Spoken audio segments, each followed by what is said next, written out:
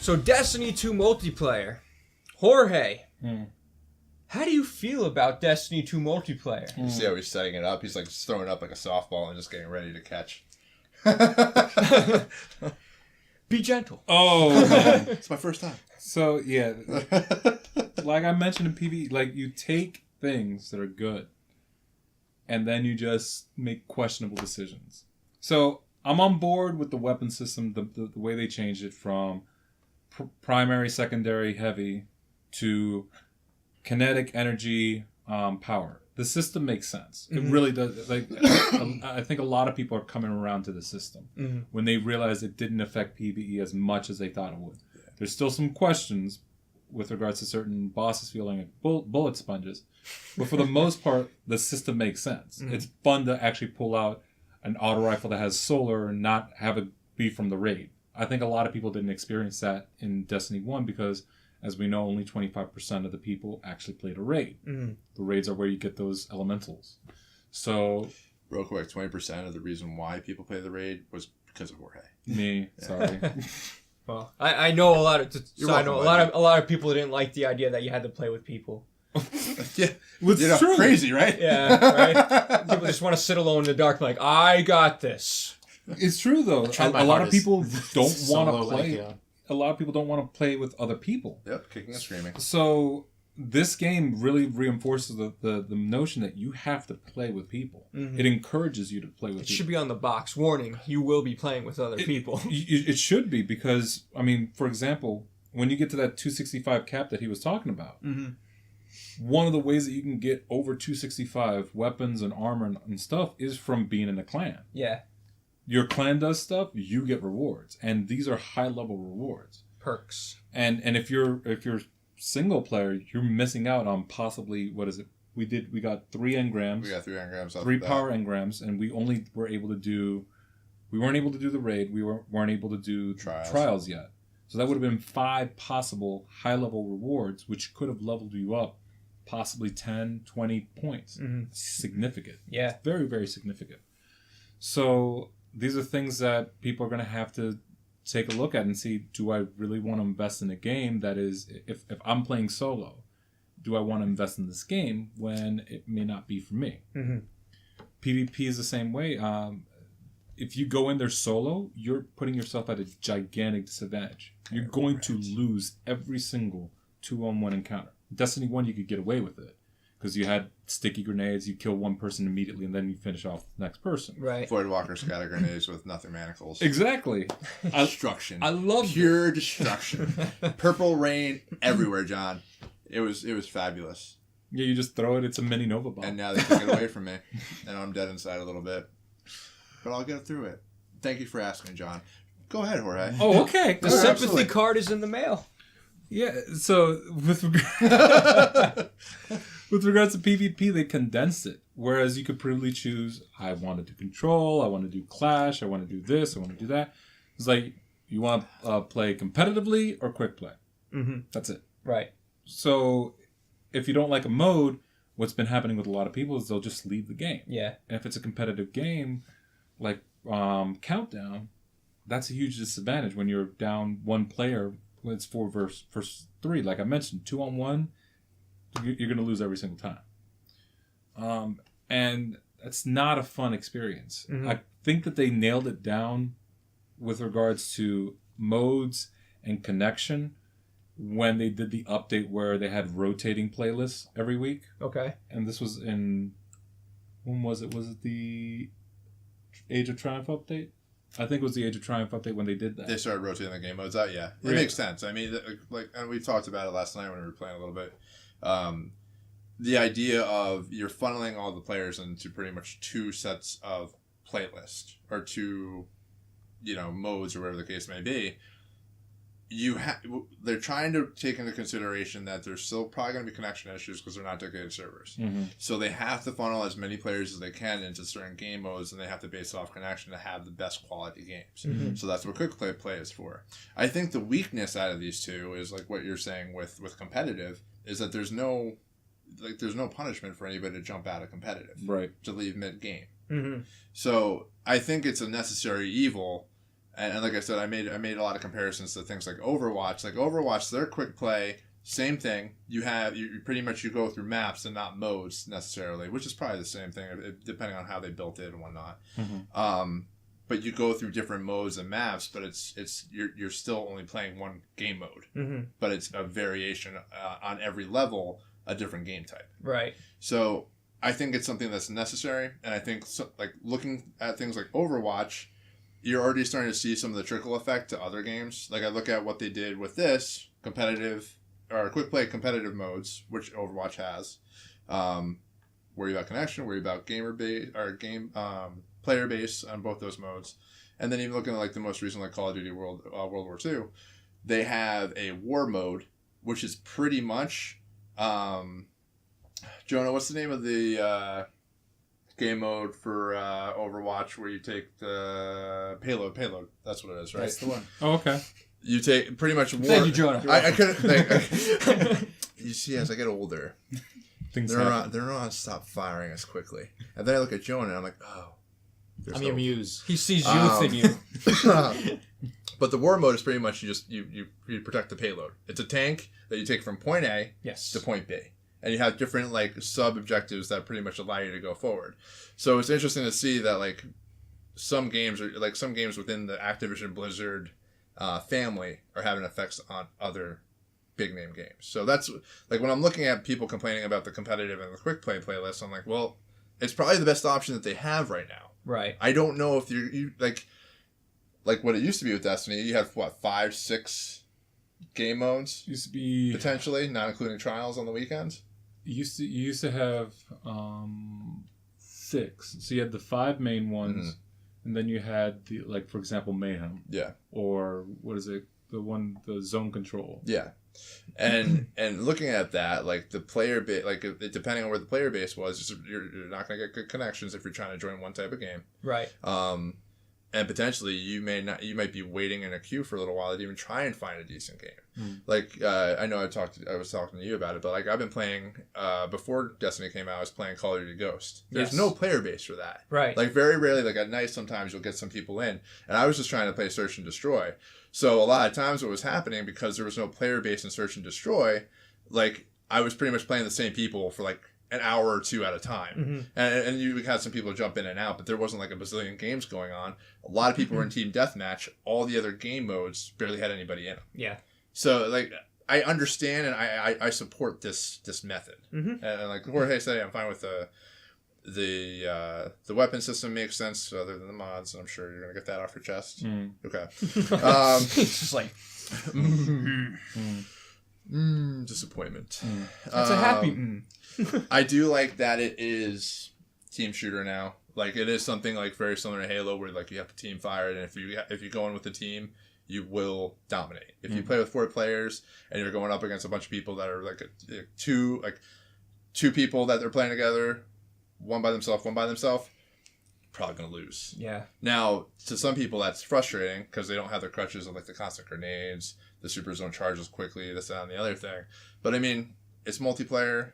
It's one of those things that like again, like you were saying, they're pushing you to play with other people, get into a clan, join up, and go into. They're setting up play dates for you.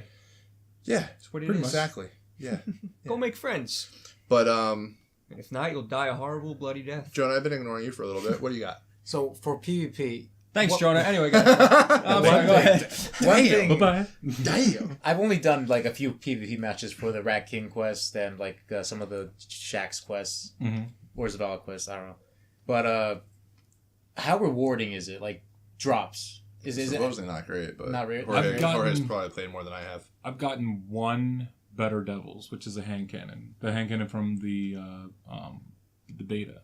And that's been... I maybe got one auto rifle. But other than that... So it's like 2 legendaries out of how many games do you think? 35, 40 at least. So you're basically playing PvP to play PvP, not for drops or leveling up. Yeah. Which is surprising because like Destiny 1, Year 3, like there was substantial drops in multiplayer. Yeah. Substantial. They had their own exclusive I guarantee you drops. I guarantee you that the reason they did that was because we know that from what has been reported already, Xur is going to be accepting the legendary, not marks, but the shards. Shards, yeah. So if you overpopulate PvP with legendary drops, that's all people are going to do to get legendary. And then they're going to go use that to buy from Xur. How they have Xur balance, I don't know. We don't know much about Xur. We already know he's going to be giving you exotics. What kind of exotics? We don't know. But I think that plays into heavily as to why the drops are as they are, and why blues are no longer capped at, for example, like the 260 or 265. Right. They're going up so that you can use those instead of you getting legendary stuff so that you can shard them to buy stuff from Xur. Although it does seem that in PvE, it does legendaries drop quite a bit, like engrams. So yeah, but they're also capped. Yeah. They are capped. It's a hard thing to balance. It really is, because on one hand, you don't want there to be 700 currencies like there were in Destiny 1. Mm-hmm. That's just absolutely foolish. Yeah. At the same time, you don't want to make it overabundant to the point that Xur is no longer useful. Right. Which is what was happening for a long time. Xur was absolutely useless after a certain point in Destiny 1. You think 3 coins had more to do with that than anything else? Probably. 3 coins was a huge problem. Yeah. I mean, not a problem for us because we were getting exotics, but it was something where it rendered Xur completely useless for the most part. It rendered Xur useless, and it rendered activities useless. That's true, too. I think I got most of the new exotics as soon as, with when they first released 3 coins. Yeah. When you could just farm it without any cooldown required. Yeah, and then after that I was like, okay, so what do I do now? Yeah. Yeah. Yeah. And for Xur, going into mods, you think there's going to be exotic mods? Yes. Yeah. Is there exotic mods already? I don't think so. I think that there's going to be exotic everything. We've already seen exotic emblems in Destiny 1. I have an exotic sparrow. There's exotic ships, exotic emotes. Which I don't have yet. I want the salt one. I want the one where he throws the table. That one cracks me up. I can see it now. We're going to be raiding one day. Exactly. And the way that he's going to just explain his frustration towards somebody we're playing with, he's just going to go up to him and flip the table on him. That's exactly what's going to happen. I can't wait. When all of you wipe, I'm just going to flip the table. Yep. And then die. And then wipe. Yep. It's fantastic. Can't wait for it. And most of the time it's going to be me. So, yeah, it's going to be a great time. So, because for me, I think I played Destiny multiplayer, the first one. I think I was playing multiplayer more than the story mode. Because, like I said, the story was, as everyone would say, it was kind of They didn't put any focus on it. They're just like, hey, let's just throw some dialogue in there and hope for the best. So the multiplayer was kind of, I kind of went in it, like I was saying, Halo-ish. Just kind of do my thing, go in there, level up, try to get light and all that stuff. Well, it was funny because in year 1... I think I didn't beat the campaign before I went into PvP. I was definitely in PvP very early on. Mm-hmm. And it's funny because most of my awesome exotic drops, like the ones that everybody want, like Galahorn, Suros, Hawkmoon, you got all those? from PvP. Yeah. All from PvP. Yeah. And it was early on too. It was fantastic. Yeah, I'm the type of person that PvP that tries to play the campaign first, learn the game, and then by the time you're done with the campaign, you should be okay to play. And the only reason I really pushed into PvP was because my brother was playing it, and my brother's just a PvP guy. He just likes multiplayer games. Mm-hmm. That's what he was doing. So a lot of times when he jumped on, he's like, let's go. Mm-hmm. So we went. And I got the Galahorn, the Suros, and the Hawkmoon. Now, it's fantastic. Going back to the fantastic with Destiny 2 multiplayer. It's called winning. Say I'm somebody... Pretty much I am. And I think I was one of those guys that was on the lower part of the leaderboard, and I still got the Galahorn. Well, there so you I was go. that guy. You're like, ooh, he's candy. But, F you. You don't mean that. So, for me, kind of like I said, resetting the whole Destiny experience. How would you pitch multiplayer to me? For someone that's like, oh, yeah, I'm used to playing this game, that game, or whatever. For Destiny 2, I know... What was good about Destiny 1 that they totally screwed up in Destiny 2? For multiplayer? Yeah. The mods. Well, I guess it doesn't... I mean, yeah, you talk about the mods. I guess, the mod powers, I guess, screw more with, the light level than anything else. I don't know. Do you think it affects the PvP from what you played?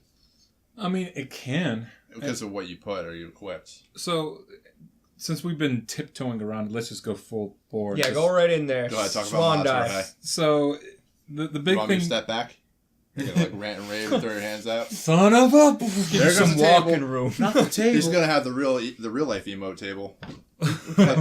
We could have Screw this destructible podcast. props if we know. Yo, that'd be cool. No, but Don't do that. This might break. This isn't really a table. Oh, really? It's a table. It's a But table? but it's like it's one that John made. It supports elbows. It's a table. It's an In the elbow loosest table. sense of the word, it's a table. I like the cloth. Anyway, Mods. the biggest problem in Destiny 2 right now is definitely the mod system. And the reason the mod system is a problem is everything's based on power. They used to use the term light, now it's power. Right. Once you get to 265 power, when you're level 20, everything slows down to a crawl. You can get mods. There's different versions. Most of them are blue. Some of them give you, like, make your gun have solar. Some of them give you extra reload speed. That's fine. But then you get the purple mods. And the purple mods, from what we've seen so far, have +5 power. So what does that mean for that piece of armor? If you have 2 pieces of armor, you can go from 265 to 267 or 268, whatever it is. But that's not your power at the same time. Right. Your base power is still that 265. Mm-hmm. So whatever that extra mod gave you isn't really factored into your power. Right. So if you have, let's say, something that is a weapon that's 265, and it has a mod on it that made it 265, and you have a blue that is 265, technically that blue is superior to that legendary that you got, because the purple got to the 265 with a mod. The base power is 260. Right.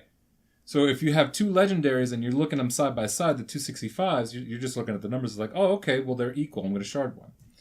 But the 265 one that had a mod on it technically was 260. And if you sharded that one, you just lost out on power because you can infuse the 265 one with a mod with the 265 one that didn't have a mod and make that weapon 270. Everyone just was like, no! Exactly. What have I done?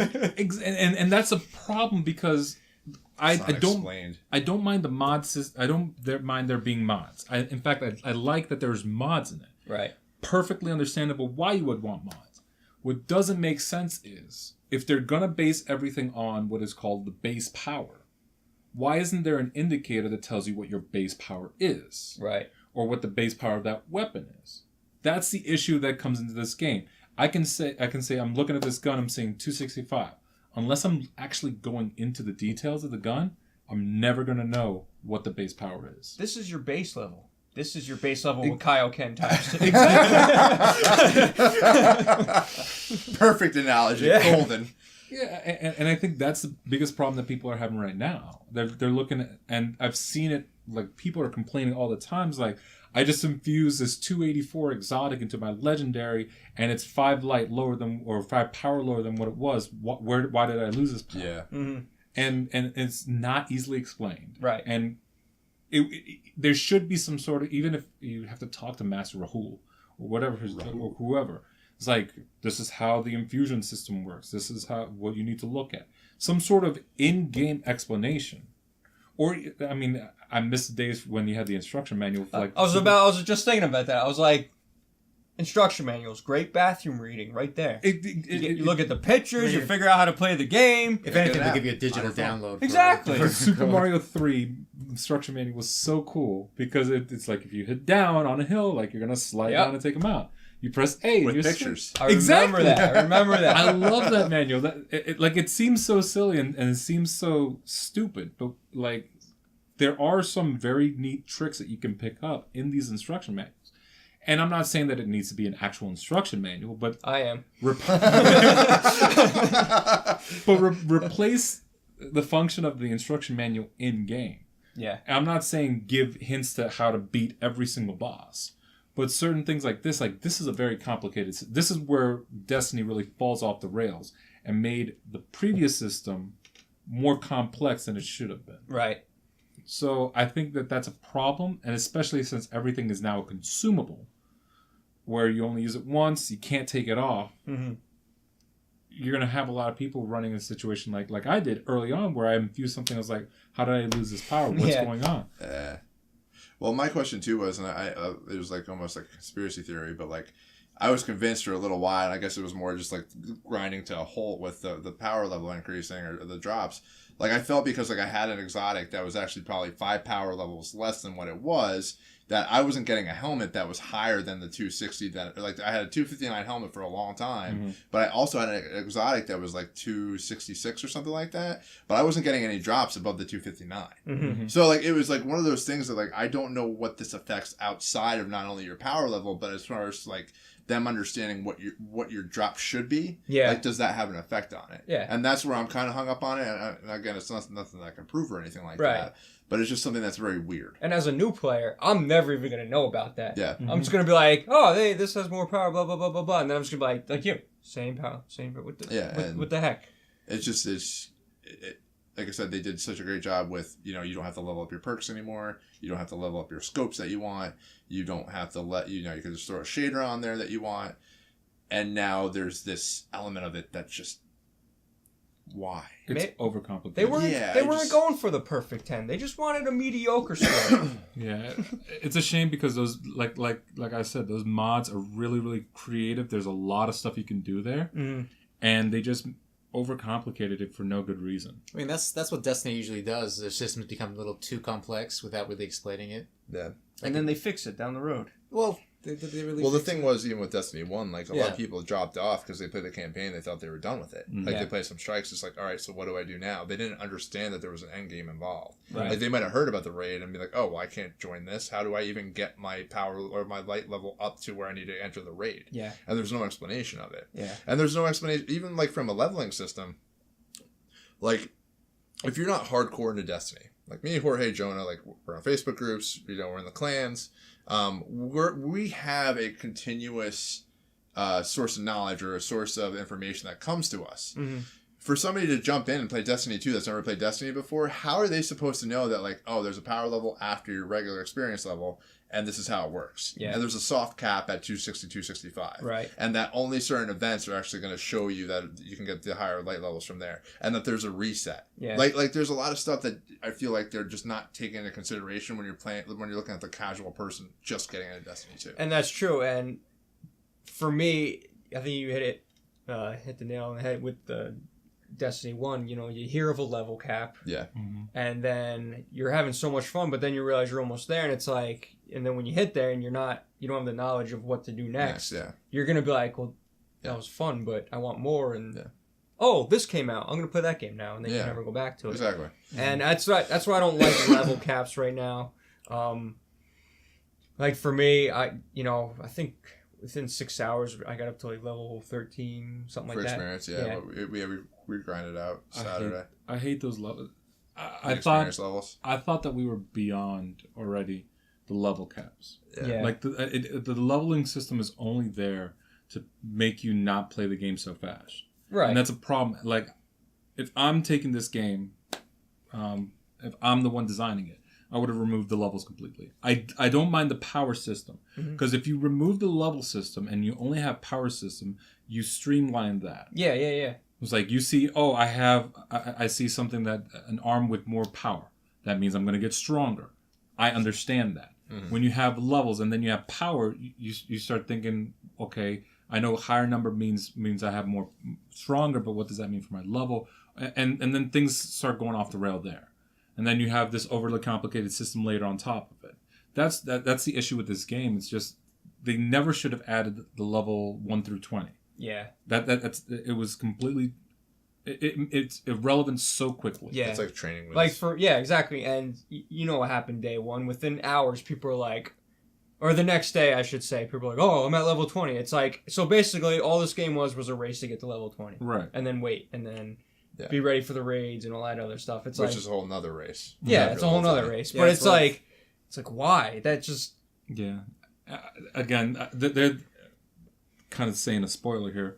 When you get to the tower, that's when there should be people there that kind of explain how things are happening. Even when you meet the first vendor on the EDZ, Devram K, in the church, he's like, okay, we know that you're starting off new. This is what you need to do.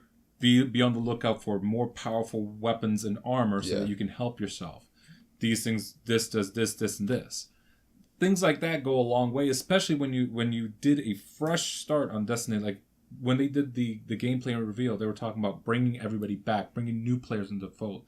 I'm looking at this, and this is basically a more complicated version of Destiny without any real explanation in game. That's a problem. And just looking at Devon K, like the first mission was, hey, go check out the Lost Sector. Hey, go check out this adventure. Exactly. Go check out, a public event or whatever the case may be. Like that was more guided. For people starting, that's more guided. And then you jump off at the end of the game, and it's just like, oh, well, go look at these vendors and figure out like what you're supposed to do. Right. And all they really show is that they might give you a quest, and then they have like the little engram icon, and you see that, oh, well, I can get an engram at this light, but what do I have to do? Right. So interesting, very interesting. And back with PvP real quick to round this out.